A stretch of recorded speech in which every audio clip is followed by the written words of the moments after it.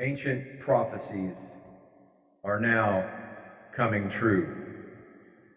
These prophecies, heralding immense changes for humankind, point to the imminent return of the star nations, what the white man would call extraterrestrial cultures.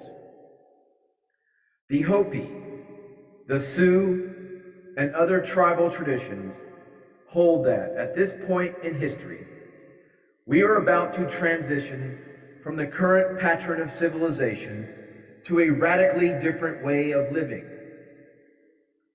This change is so profound that it is called the passage from the fourth, the current world, to the fifth world. By world, the native traditions refer to a slow, gradual rise of the human population to a period of widely shared cultural and technological high civilization. The implications of these indigenous teachings are staggering, for this means that we humans have gone through 3 previous worlds in which our ancestors rose to a peak of civilized living only to crash back to a primitive level. From halfway around the earth comes additional corroborative information from Mak Ruka, a Maori spiritual teacher who has toured America at the behest of his Maori people to share their ancient history. Ruka tells of a civilization, Mu, M-U, from which the Maori came. This civilization once reached ascendancy in the Melanesian Pacific before it destroyed itself and its island empire sank beneath the ocean. Fragmentary memory of this empire still resides in the mythic history of the West as a place called Lemuria. And what of that other high civilization, Atlantis, which the Greek philosopher Plato stated he learned about from Egyptian historians? Were Atlantis and Lemuria the second and third worlds which the Native American oral histories refer to? In our present fourth world high civilization is about to fall, if our present fourth world high civilization is about to fall and be swept away, we would do well to learn from the history held by these native teachers. For as philosopher George Santayana has said, those who do not learn from history are doomed to repeat it. Let us examine, dear, esteemed, noble, honored, and notable viewer, let us examine in more detail what those master keepers of oral tradition, the Hopi, reveal about our previous worlds. The first world was called Takapila, endless space. The first people understood that although they had human parents, their real parents were the universal entities which had created them through their parents, Father, Son, and Mother Earth. Each learned that they had 2 aspects, as a member of an earthly family and a clan, and as a citizen of the great universe. Gradually, the first people forgot to respect their Creator. They began to use the vibratory centers of their body, the chakras, only for earthly purposes. They began to perceive differences and separation between people and animals, and between different ethnic, linguistic, and religious groups. The animals began to draw away from people. The first people began to divide up and draw away from each other. They became warlike and fought. The first world's fatal flaw, then, was forgetting the unifying oneness of all creation. But there were a few in every group who held to the original spiritual enlightened path. These were directed by Spirit to migrate to a special underground location. Then, the first world was destroyed by fire, volcanoes erupting, and fire raining down from the sky, until there was nothing left but the few faithful people inside the earth. After a long time, the world cooled off, and a second world emerged. There was land where water had been, and water where land had been. When the faithful remnant emerged from underground, there was nothing to remind them of the previous wicked world. They emerged into the second world, Tokpa, which translates to dark midnight, a big land. The people spread across the land. They communicated telepathically, but this time, the animals stayed apart from them. As the second world people developed material goods to barter, they became greedy and traded for things they didn't need and became avaricious. They began to quarrel and fight, and wars broke out. The second world's fatal flaw then was absorption and greed and materialism. But again, there were a few people who kept faithful to the path of spiritual awareness. And again, Spirit directed these people to go to a safe underground place. Then, Spirit commanded the twin entities who safeguarded the Earth's north and south poles to leave their post and stop keeping the Earth properly rotating.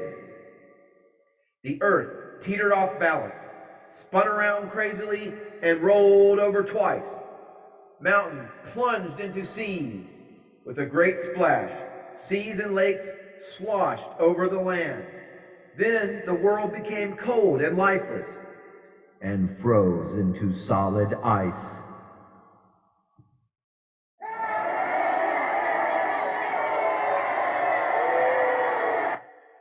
Eventually, Spirit ordered the polar entities back to the ends of the Earth's axis. With a great splintering of ice and a shudder, the Earth began rotating again. The ice melted, and the world warmed to life. Spirit created the third world, Kuskuruza, meaning lost over time, arranging land and seas, mountains and plains, and all forms of life. Then Spirit sent a message to the few faithful people underground that it was time to emerge. These survivors multiplied and created great cities, eventually countries, and a whole civilization. But then they became completely occupied with their earthly plans. They created a craft shaped like a shield that could fly, and used them to fly to big cities and attack them. Soon, many peoples and countries were engaged in aerial warfare. These third people also engaged in degraded sexual practices. The third world's fatal flaw then was misusing flight for aerial warfare and misusing sex for promiscuity. So, Spirit directed the few people who lived according to wisdom that they should build vessels and store food in them. Then rainwater was loosed all over the earth. Waves higher than mountains rolled in upon the land. Continents broke asunder and sank beneath the seas. Meanwhile, Spirit directed the faithful survivors to travel first to one, then to another island, until finally they reached the fourth world, Tuwakachi, the complete world. After they hopscotched across the islands to arrive in the fourth world, those islands sank into the sea. That fourth world is the present world we live in. The survivors spread across the broad lands and gradually began building up the high civilizations which surround us today. Since this fourth world is the one we have grown up in, we are aware of the behaviors of those in it. It can accurately be said that after an initial time of fidelity to the path of wise consciousness, many have fallen into a low level of consciousness. In fact, it can honestly be stated that many people of this fourth world have fallen into the fatal flaws of the three previous worlds, forgetting the oneness of all creation, sinking into greed and materialism, and engaging in promiscuity and aerial mass warfare. But we have added an additional serious element.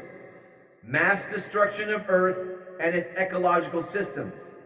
Thus, the fourth world's fatal flaws are all of the previous world's ones, plus ecocide, the killing of one's own environment. And now, this fourth world is coming to an end. Some of the signs indicating this are extinctions of plant and animal species, poisoning of lands by toxic materials, pollution of the seas, and thinning of the upper atmosphere ozone holes, letting in excessive ultraviolet energy, which in turn is killing plant life, causing cancer in humans, and die-offs of the phytoplankton, the source of 90% of the oxygen necessary for life. Global warming is destabilizing climates and upsetting the ecosystems that plants, animals, and humans live in. As the fourth world careens towards its end, a major new factor is entering the equation: a widespread series of contacts by various star visitor cultures with human individuals. What are these star visitors communicating when they make contact? They express grave concern for how we are killing our planet and therefore ourselves. Their concern extends to the warfare we are almost continuously engaged in and the other forms of violence going on, including people allowing whole populations to die of starvation or disease, while affluent countries stand by. The star visitors want us to take responsibility and turn these situations around before it is too late.